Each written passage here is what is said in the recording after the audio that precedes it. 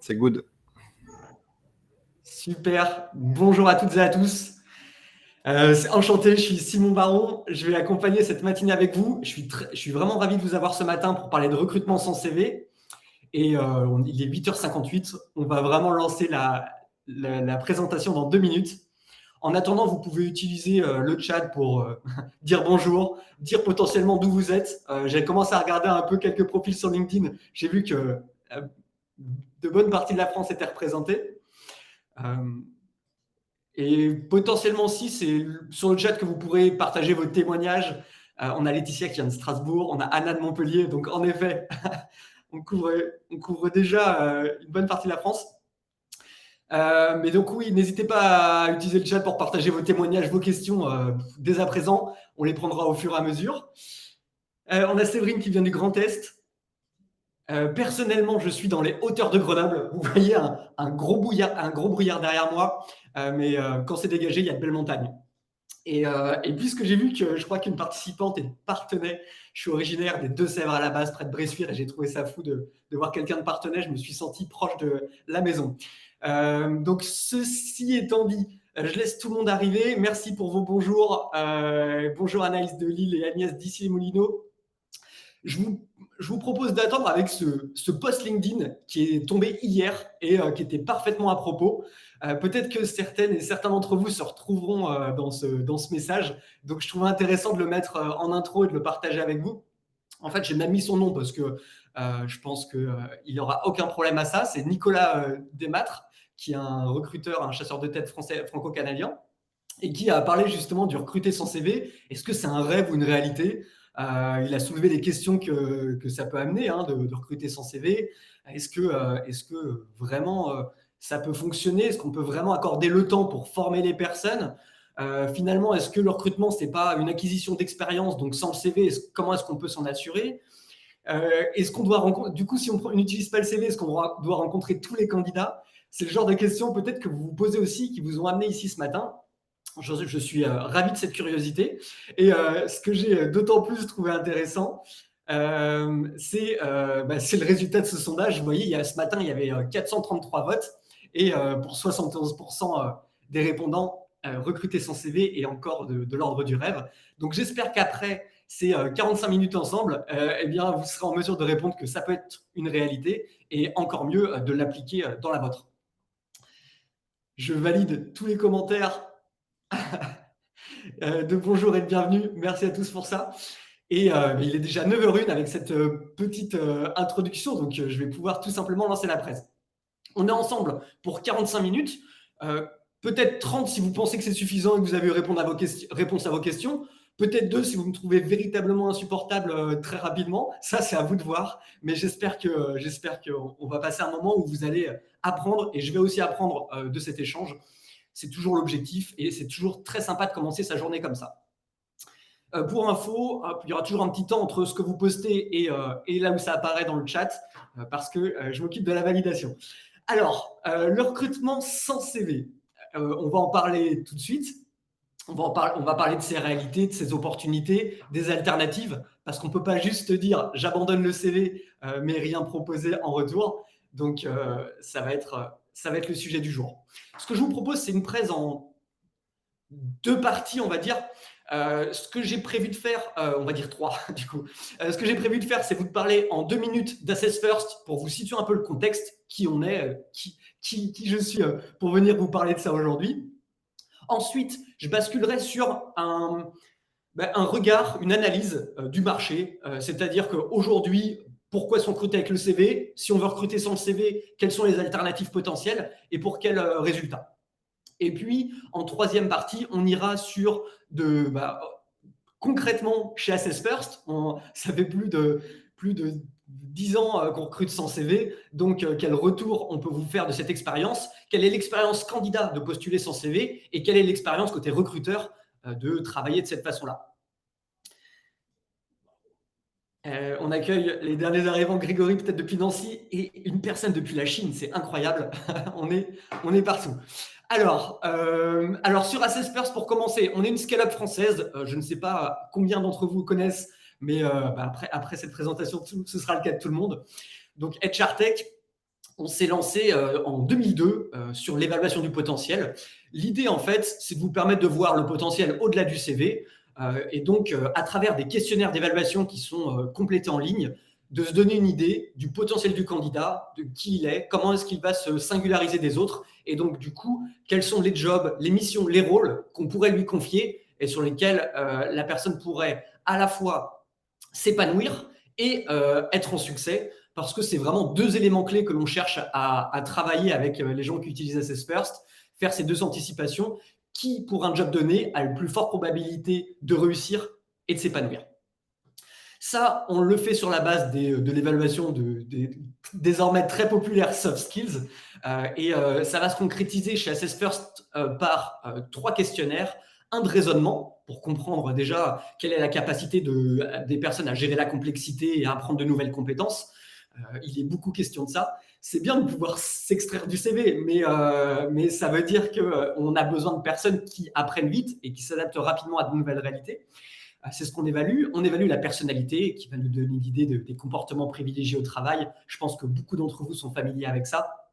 Et puis, on va évaluer les motivations parce qu'on ne cherche pas juste des gens qui fassent un job, mais c'est important d'avoir des personnes engagées sur la durée avec une mission, une organisation, une équipe. Et donc, c'est ces 3 composantes qui nous permettent chez Assess First d'évaluer le potentiel des candidats et de positionner les meilleurs par rapport à un job donné. Aujourd'hui, Assess First, c'est plus de 5 millions d'évaluations complétées. Donc, on a une base de résultats qui nous permet de faire des études assez intéressantes et des projections, du coup, plutôt fiables. Je ne parlerai que d'euphémisme quand je dis plutôt. Et on est réputé pour 2 choses particulièrement à Assess First quand on nous compare beaucoup aux concurrents. D'une part, c'est un focus fort sur l'expérience candidat. Ça se traduit notamment, on peut le voir sur LinkedIn, quand vous tapez Assess First dans le contenu, il y a beaucoup de candidats qui partagent leur profil parce qu'ils sont ravis de voir comment est-ce qu'on les raconte, comment est-ce qu'on présente leur singularité. Et sinon, sur Google aussi, Google Review, on a 4,9 aujourd'hui avec plus de 1500 reviews majoritairement de candidats.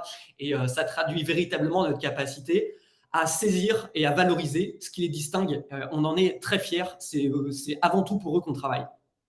Et puis, le deuxième élément qui nous distingue et sur lequel on est réputé, c'est sur la partie prédictive, c'est-à-dire pas simplement avoir des tests qui décrivent page par page une personnalité, des motivations d'une personne, mais aussi vraiment une capacité à matcher ces singularités-là avec des besoins dans un job, des besoins d'entreprise, tout simplement pour prendre de meilleures décisions et pas juste se retrouver avec 30, 40 pages de rapport.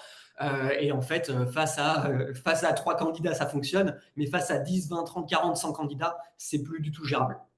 Donc, c'est aussi ce qui va faire la différence chez Assess First. Aujourd'hui, on a 3500 clients, 10 000 utilisateurs, et ce, dans un certain nombre de pays, dont la Chine. Et je vois qu'il y a des personnes qui sont connectées depuis la Chine, donc c'est parfait. On touche tout type de secteur, que ce soit le retail, beaucoup pour la partie commerce et managériale, les services, le secteur public, l'industrie, tech consulting, banque, assurance. Je pense que tout le monde pourra retrouver une entreprise, soit la sienne, soit une entreprise qui lui parle ici. Ça peut être aussi des cabinets de conseil, de recrutement, des écoles ou encore des startups. Et puis enfin, on s'intègre dans beaucoup de projets, je ne vais pas dire parallèles, mais on peut être présent dans le sport pour analyser le fonctionnement d'une équipe sportive, comme ça a été le cas avec l'USAM, là, dans l'équipe de hand, ou alors tout simplement pour la partie staffing d'une équipe, comme c'est le cas pour Marseille. Et puis des projets à impact qui comptent pour nous, diversifier vos talents pour renforcer la diversité et l'accès des personnes dans des quartiers difficiles à l'emploi. C'est pour ne citer que, mais sinon on a des gros projets avec Pôle emploi, Ticket for Change et plein d'autres dont on est très fiers. Et pour conclure sur Assess First, aujourd'hui on est 97. J'ai pas mis à jour les prénoms, mais le chiffre est bien celui-ci ce matin, et ça avec 9 nationalités différentes. Donc, je pense que je vous ai présenté Assess First pour vous donner une bonne référence, mais vous pouvez bien sûr retrouver tout ce que vous voulez sur Internet, sur notre site. Maintenant, venons-en au fait. On est là pour parler du recrutement sans CV. Et cette première partie, du coup, finalement, de quoi on parle quand on parle de recruter sans CV et comment est-ce qu'on peut s'y prendre pour que ça fonctionne? Alors déjà, je trouve que Un des biais qu'il peut y avoir quand on débat sur le recrutement sans CV, c'est de voir le recrutement comme une décision. Ça, typiquement, les détracteurs du CV ont tendance à dire « Ouais, mais du coup, le CV prend des mauvaises décisions ». Et ceux qui défendent, on va dire, le côté CV au-delà des méthodes alternatives vont dire « Ouais, mais on ne peut pas dire oui ou non à un candidat sur la base d'un test, dire oui ou non à un candidat sur la base d'un entretien vidéo ». Et en fait, c'est un faux débat parce qu'en fait, le recrutement, c'est un ensemble de décisions. Et c'est important de le replacer dans ce contexte-là. Donc, ce n'est pas un CV qui va dire oui ou non à un candidat, ce n'est pas un test qui va dire oui ou non à un candidat, c'est un ensemble de décisions qui va permettre à la fin de dire oui ou non. Et voilà, c'est un élément fondamental. Et c'est en complétant les techniques d'évaluation qu'on va avoir l'appréciation la plus qualitative. Et donc, la question du recrutement sans CV, ce n'est pas de dire est-ce qu'on oublie les compétences des personnes, c'est surtout pas ça. La question, c'est plutôt de se dire, est-ce qu'il n'y a pas un meilleur moment pour évaluer les compétences? Est-ce que évaluer les compétences, finalement, c'est pas plus fiable de le faire à travers un entretien avec un expert, à travers un cas pratique? Et ça, je pense que c'est pas un avis, hein, c'est une littérature scientifique derrière qui nous permet de l'affirmer. Et donc, c'est de sortir de la représentation qu'un CV donne d'une compétence, c'est-à-dire l'expérience passée donnerait une idée de la capacité des gens à prendre un job futur, pour aller vraiment sur d'autres éléments et finalement évaluer les compétences réelles plus tard dans le process. Aujourd'hui, le CV, il intervient comme le moyen de présélection ultime, tout simplement parce que c'est aujourd'hui, on va dire, quand on enlève la technologie, si on fait fi de ça, c'est quand même le type de support où en un minimum de contenu sur une page, on arrive à avoir le maximum d'informations sur une personne. Donc, très légitimement, c'est normal que le CV soit imposé comme l'outil de présélection. C'est parce que face au volume, c'est quand même la réponse la plus appropriée pour gérer une information et prendre une décision rapidement. Si aujourd'hui, comme le post LinkedIn que je vous ai présenté au départ, plus le fait que vous soyez là, si aujourd'hui cette pratique questionne, c'est pour deux raisons principales selon moi. Et d'ailleurs, c'est l'occasion quand même de présenter mon parcours, parce que je ne vous en avais pas parlé jusque-là, mais je suis psychologue du travail de formation.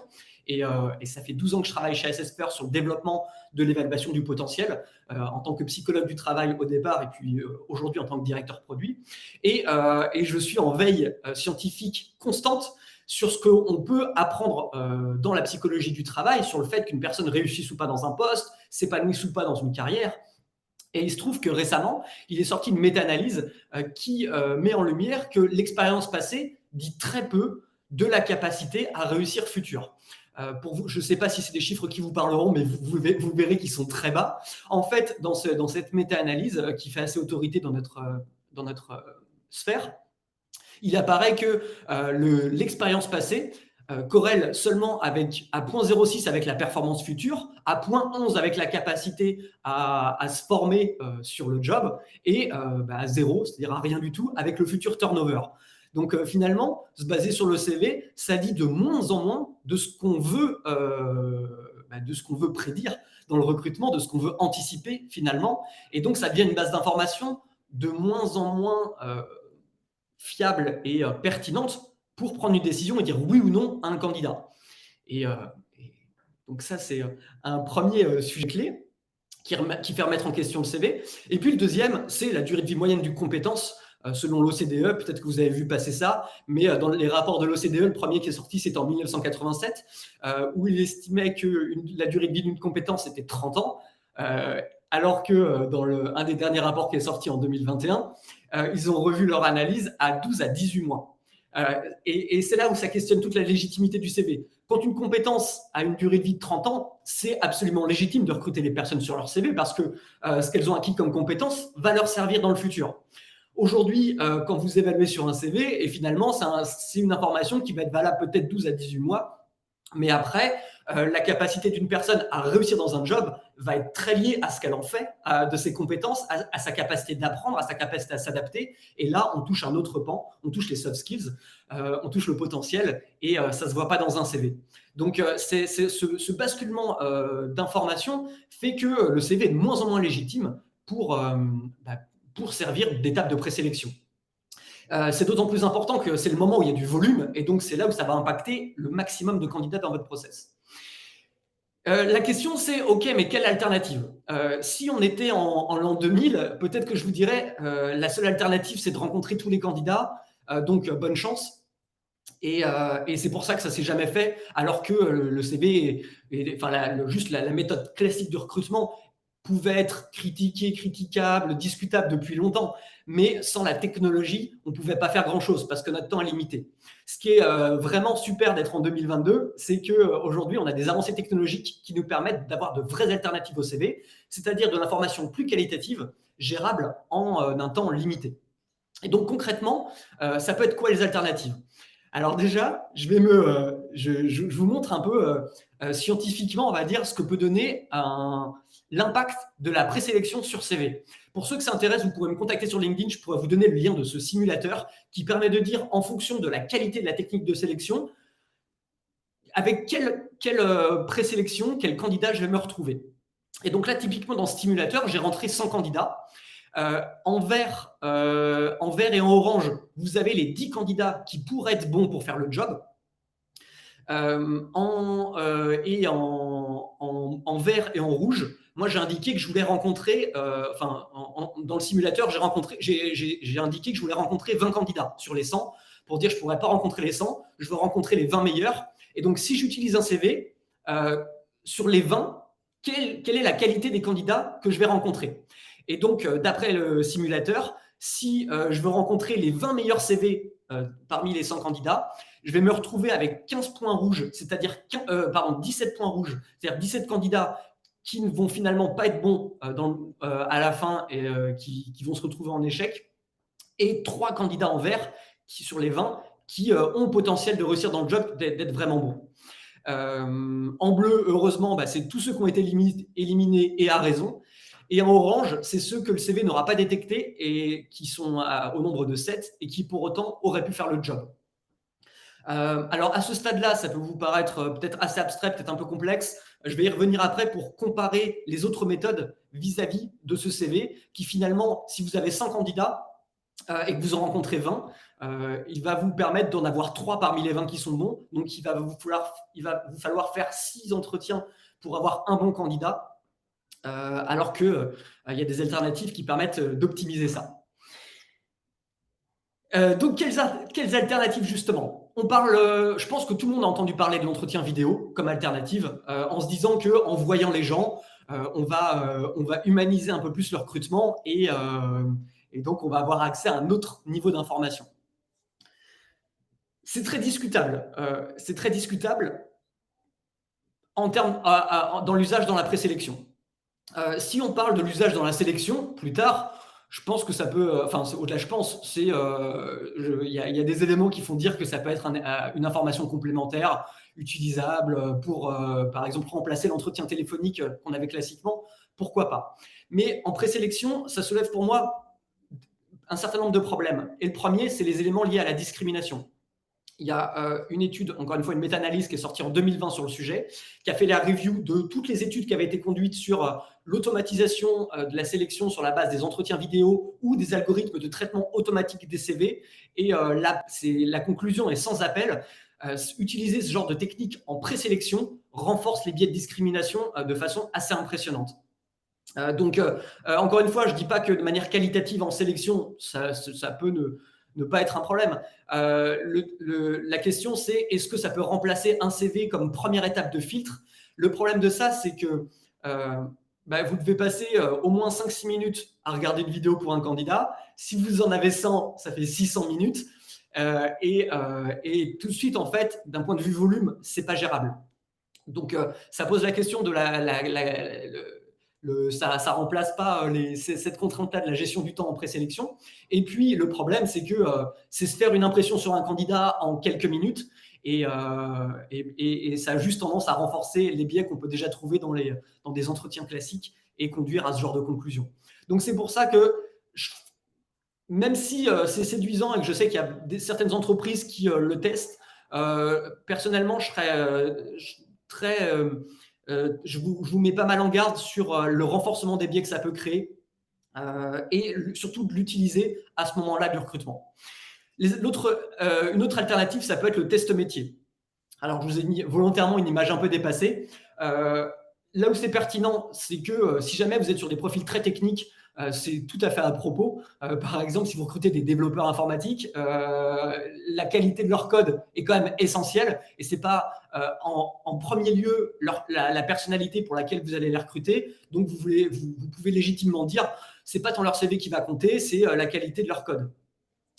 Il y a deux limites à ça, même si, encore une fois, ça peut être tout à fait efficace et tout à fait légitime. Donc, ça peut être à explorer en fonction de vos situations, surtout si vous avez des métiers très techniques. Mais les deux limites à avoir en tête, c'est le fait que, comme le montre cette image, le problème des tests métiers, c'est qu'ils sont très vite obsolètes. Comme les compétences, finalement. Au bout de 12 à 18 mois, les compétences vont évoluer dans un job. Et donc, la question, c'est est-ce que vos tests sont toujours adaptés pour, finalement, pour évaluer les meilleurs potentiels. Et ça demande une mise à jour constante de ça et donc de l'évaluation, la qualité de l'évaluation derrière. Et puis, la deuxième limite que je vois, par exemple, pour les développeurs informatiques, vous vous dites quand même, il faut quand même que je teste leur code, c'est le plus important. OK, mais si vous allez chercher c'est déjà des profils pénuriques. Si vous allez chercher ceux qui ont le top 10% des développeurs informatiques en termes de code, est-ce que vous avez le budget pour payer le top 10% des développeurs informatiques du marché? Et si c'est le cas, tant mieux, utilisez cette méthode de présélection. Si ce n'est pas le cas, il va y avoir un problème entre comment vous présélectionnez les candidats et finalement votre cible.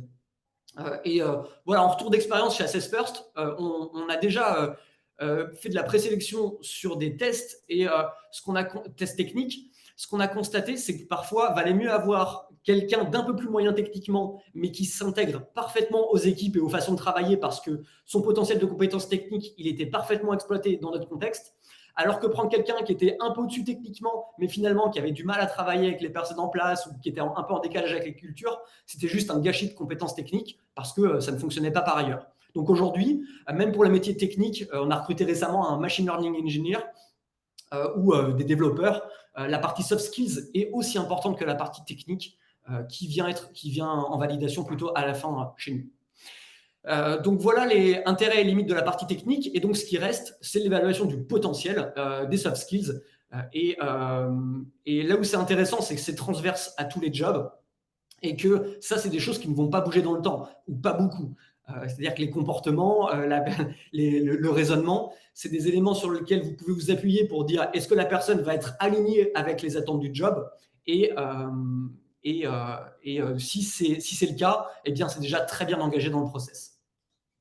Si je compare du coup l'impact de la présélection sur le potentiel vis-à-vis du CV avec ce simulateur fait par un scientifique, voilà ce qui se passe. Peut-être que visuellement, vous avez l'impression qu'il n'y a pas grand-chose qui bouge, mais donc, il y a deux choses. D'une part, si je regarde les 10 candidats parmi les 100 qui pourraient réussir, donc en orange et en vert, avec le CV, il y en a 7 que le CV ne détecte pas et donc que je ne rencontrerai jamais.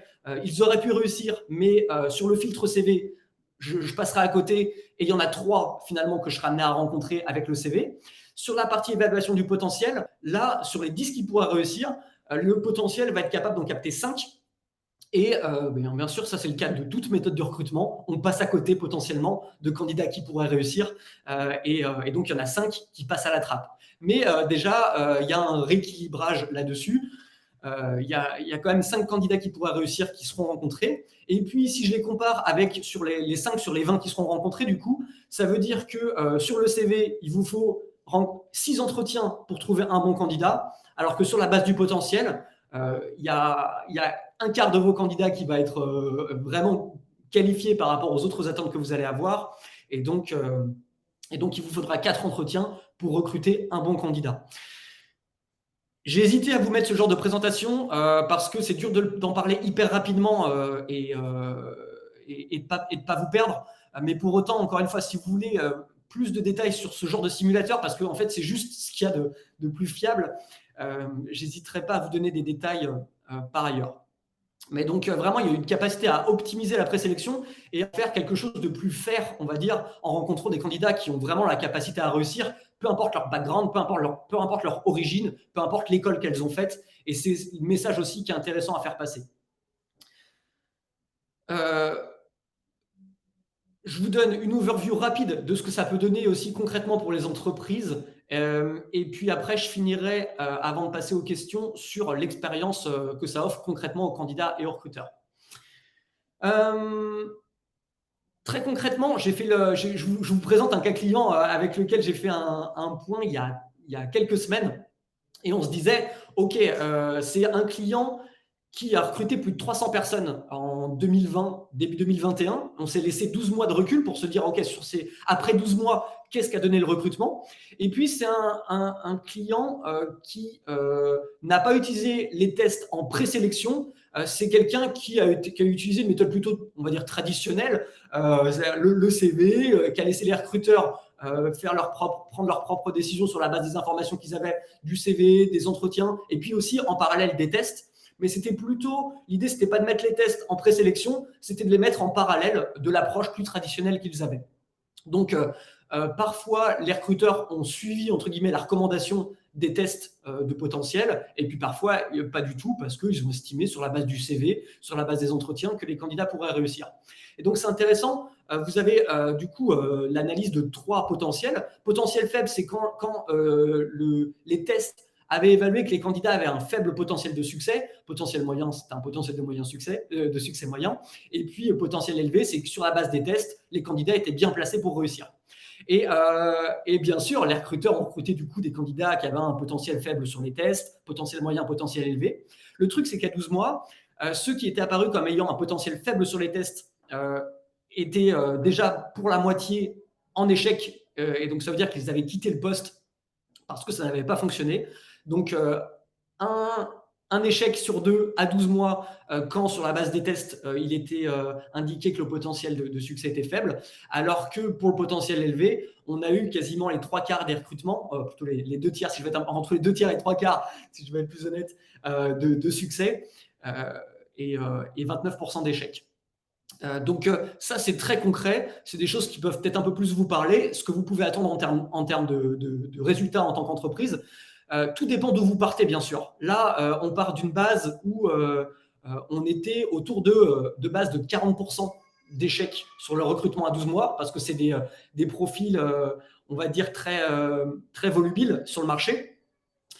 Donc, si vous partez d'une base de 20% de turnover, 20% d'échecs, forcément, vous aurez des chiffres avec plus de succès. Mais sur une base de 40% d'échecs en moyenne, on voit que quand on a une capacité, un potentiel faible, on a un potentiel de succès d'autant plus limité versus potentiel au test élevé. Donc voilà pour des résultats concrets d'un point de vue entreprise. Et j'hésite, je prends quelques questions avant de passer à la partie expérience. Donc, une première question, les points verts sur le schéma, ce ne sont pas forcément les mêmes personnes? Tout à fait. C'est-à-dire que, en fait, sur la présélection CV versus potentiel, le CV mettait en avant 3 personnes qui avaient un potentiel de succès pertinent, on va dire, alors que le potentiel en mettait 5, mais ce n'est peut-être pas les 5 mêmes personnes. C'est vrai que le potentiel ne regarde pas, comme je le disais, l'école, l'origine, les expériences passées. Donc, ce n'est pas forcément les mêmes. Quelle est la méthode de sélection par évaluation du potentiel? Et donc, quand je parle de potentiel, effectivement, comme je vous le disais un peu au départ, on parle d'évaluation du raisonnement, parce que c'est essentiel pour acquérir de nouvelles compétences et gérer la complexité d'un job. Ça ne veut pas dire qu'on attend des Einstein pour tous les jobs, hein, loin de là. C'est vrai que quand on dit qu'on teste le raisonnement, ça peut être impressionnant, alors qu'en fait, on attend juste un niveau minimum qui nous permette de dire est-ce que la personne peut gérer, s'approprier le poste, s'adapter aux nouvelles technologies et aux évolutions qui sont demandées. C'est évaluer la personnalité qui est essentielle pour comprendre les comportements privilégiés au travail et puis les motivations pour savoir si la personne va vraiment s'impliquer dans le poste qui lui est proposé. La question aussi de Fabrice que j'ajoute, est-ce que le CV est réutilisé plus tard dans la sélection? J'ai envie de dire, ça dépend des entreprises. Potentiellement, oui. Si on sort de la présélection, bien sûr qu'on va quand même évaluer les compétences techniques à un moment donné. Et donc là, le CV peut apparaître comme un appui d'évaluation des compétences techniques pour évoquer des situations sur lesquelles les personnes les a développées. Et c'est là où c'est plus un problème. Le problème du CV, c'est quand il vient dire oui ou non dès le départ, alors qu'en fait, sur la base de ces informations-là, on prend de mauvaises décisions. Donc après qu'il arrive plus tard dans l'expérience pour revenir sur certains aspects avec le candidat, c'est plus un souci. Le souci, c'est quand il est le passeport à l'entretien. J'ai une question de Claire et je pense que ça va me permettre de faire la transition avec la dernière partie. Les entreprises utilisent votre outil, mettent en lien vers les questionnaires dans leur annonce, ne demandent pas de candidature avec CV. Alors, les deux. On a des entreprises qui ne demandent effectivement pas du tout le CV en disant qu'elles s'intéressent uniquement au potentiel. Et il y en a qui font les deux, c'est-à-dire qui demandent les informations de façon complémentaire pour prendre la décision sur la base des deux infos. Les deux s'entendent. Là-dessus, je ne serais surtout pas moralisateur. La question, ce qu'on voit, c'est des entreprises qui recrutent sans CV sur la base du potentiel et ça fonctionne de plus en plus. Et on a celles qui font une transition en disant qu'elles commencent par évaluer le potentiel, on va dire comme un rattrapage du CV. Ça veut dire que sur la base du CV, les candidats auraient été évincés, mais s'ils ont un beau potentiel, on les rencontre quand même. Et ça, je trouve ça super, ce côté un peu seconde chance. Et ça, c'est une porte d'entrée qui permet à beaucoup d'entreprises d'ensuite de basculer finalement sur le potentiel comme un élément principal de présélection avant le CV. Donc, c'est intéressant pour vous d'avoir ça en tête pour pouvoir potentiellement basculer et surtout vraiment aller dans cette idée de proposer une alternative, proposer, on va dire, une seconde chance, une autre voie d'accès à l'entretien que le CV. Et ça, c'est hyper vertueux. Pour les personnes qui se posent la question du comment ça se passe concrètement, je vous partage mon écran. Hop. Donc là, je vous ai mis une offre d'emploi Assess First sur Welcome to the Jungle. À la fin de l'offre, je peux postuler. Et quand je postule, là, en l'occurrence, j'arrive sur notre ATS où je rentre simplement mon nom, mon prénom, mon mail, voire mon profil LinkedIn pour aller un peu plus vite. Mais je n'ai pas besoin d'uploader mon CV ou une lettre de motivation et je vais postuler. Quand je clique sur postuler, je reçois un mail. D'ailleurs, je crois que je l'avais chargé. Voilà, je reçois un mail, là en l'occurrence d'Aurélie, qui me dit merci pour la candidature, qui m'explique le process et qui me dit que je vais recevoir un lien pour compléter les questionnaires pour évaluer mon potentiel. Donc, je comprends ce qui va se passer, je comprends le principe et on ne me demande pas mon CV dans l'étape. Donc, pour le candidat, c'est hyper fluide. Soit vous utilisez un ATS comme nous, et dans ce cas-là, après, dans votre ATS, quand vous allez sur votre fiche candidat, vous avez le score d'alignement entre son potentiel et ce qui est important pour vous dans le job. Donc là, par exemple, je vous ai mis cette idée de 92%. Mais ce qui est intéressant, c'est le détail. Et si vous cliquez sur le lien, vous avez accès à un rapport beaucoup plus approfondi pour vous dire ces 92%, ils sortent d'où. Et là, de voir quels sont les points d'alignement et les points de décalage du candidat par rapport à vos attentes et de voir si ça vaut quand même le coup de le rencontrer, de le questionner, d'approfondir avec lui les points de sa candidature. Et c'est ça. Et si vous n'avez pas d'ATS, sur Assess First, directement, vous avez une campagne de recrutement qui vous donne une idée, là pareil, de l'alignement des candidats avec vos attentes. Et donc, si vous cliquez sur un candidat pour en savoir plus, d'avoir accès, pareil, au point d'alignement, au point de décalage avec le poste et de préparer votre entretien, vos questions, aller plus loin. Et donc, cette technique-là, elle est réaliste parce qu'elle permet de traiter un ensemble d'informations, quand même plusieurs dizaines de questions qui ont été posées aux candidats, 42 critères évalués sur leur potentiel, donc des éléments approfondis sur leur capacité à faire un job, mais ça rapidement, parce qu'avec cette idée de campagne de recrutement, vous avez rapidement une idée du potentiel et vous pouvez visualiser très vite les points d'appui et les points de décalage de vos candidats.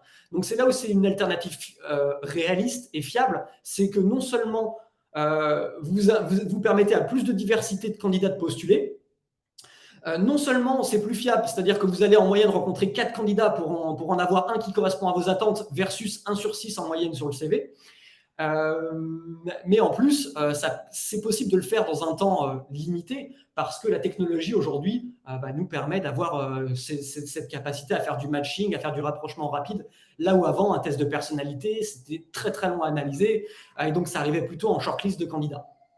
Donc voilà ce que je voulais vous présenter. Et puis, le côté candidat, quand il a complété ses questionnaires dans sa candidature, il a accès aussi, lui, à tout un rapport d'analyse qui présente son potentiel, qu'est-ce qu'il distingue des autres, en quoi est-ce qu'il va faire la différence, sur quoi est-ce qu'il peut s'appuyer. Et ça, c'est ce qui fait qu'on a les scores que je vous présentais au départ là, sur les Google Reviews ou tous ces candidats qui partagent après leurs résultats sur LinkedIn. C'est parce que les candidats se disent « Ok, on évalue mon potentiel là-dessus et ça me plaît parce qu'on regarde vraiment des choses que mon expérience et mon CV n'auraient pas dit. » Donc, c'est important aussi que le candidat ait une transparence sur ce qui a été analysé de lui à travers ce process et qu'il puisse du coup valider la pertinence.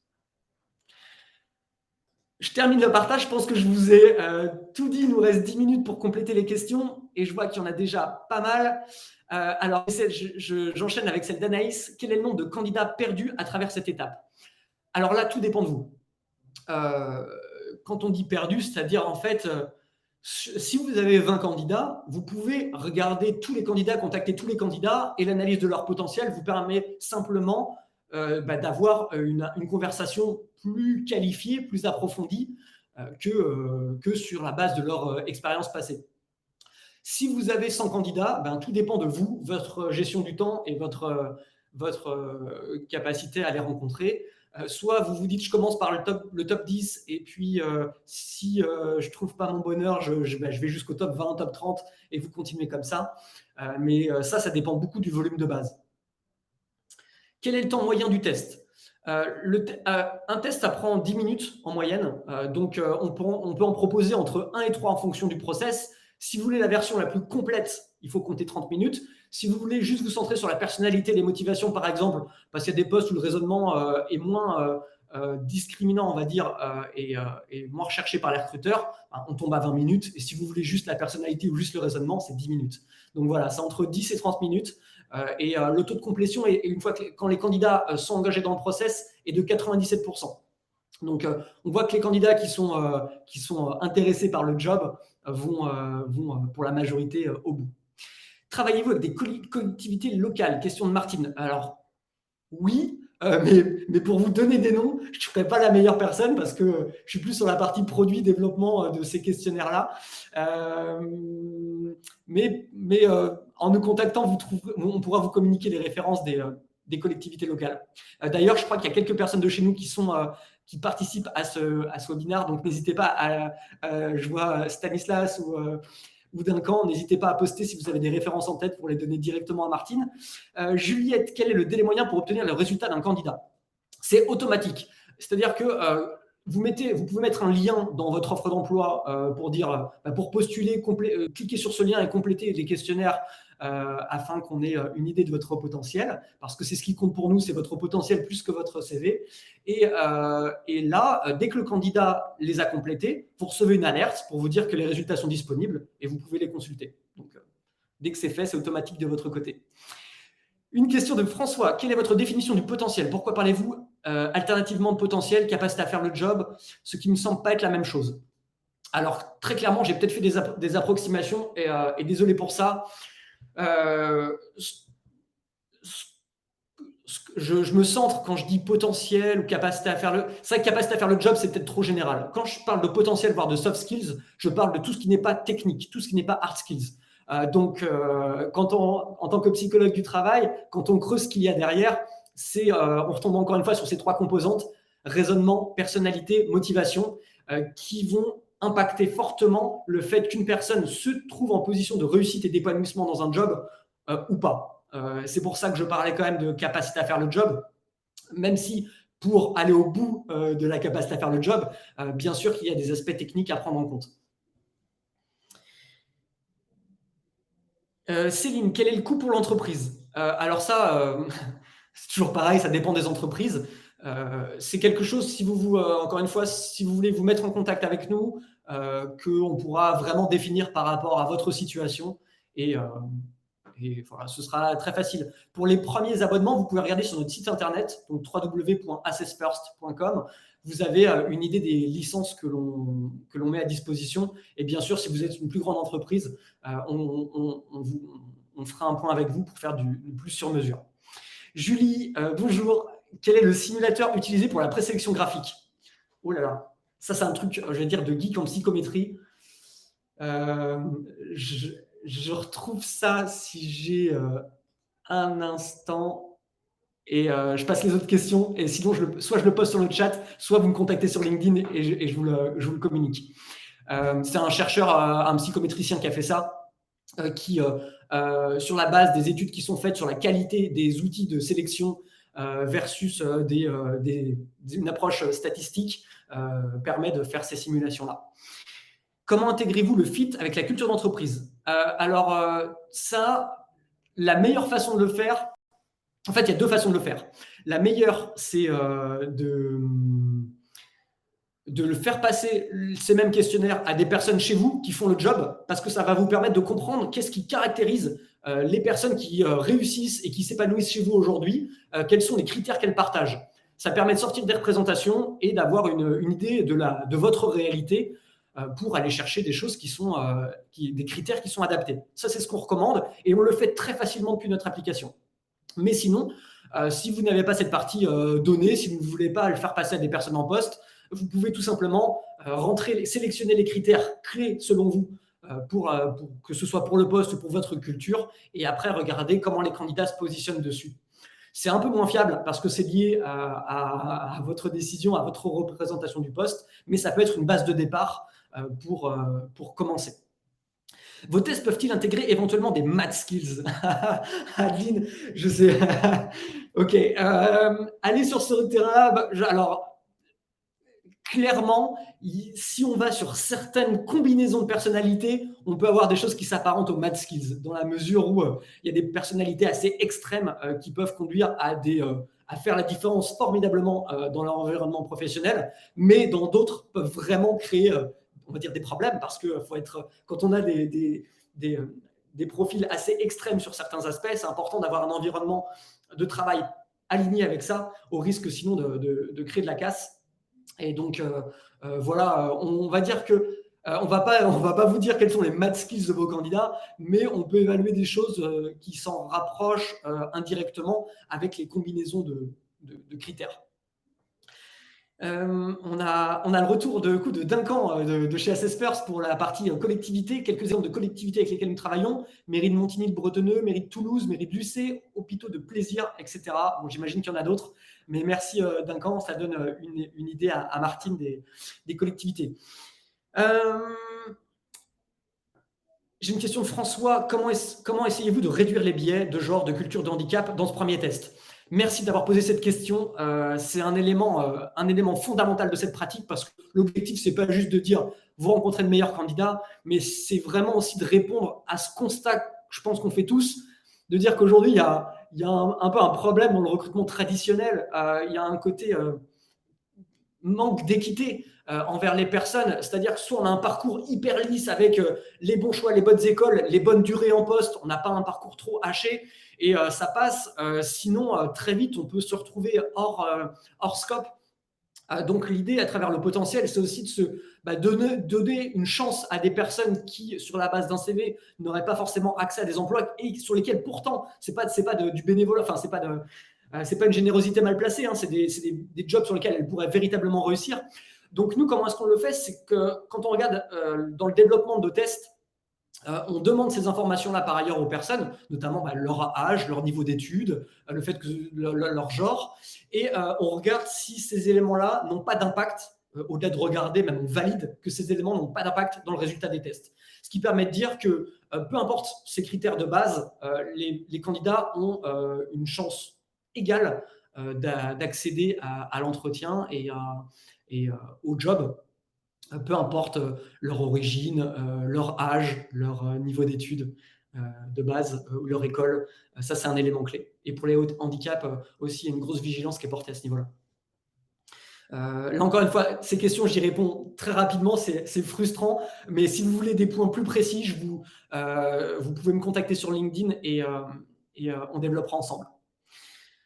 J'avais Stan aussi qui a complété sur nos références, donc c'est vraiment super. Et est-ce qu'il y avait d'autres questions?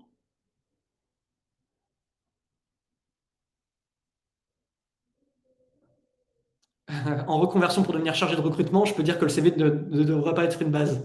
Bon, merci pour cette confirmation, Sandrine, qui est individuelle.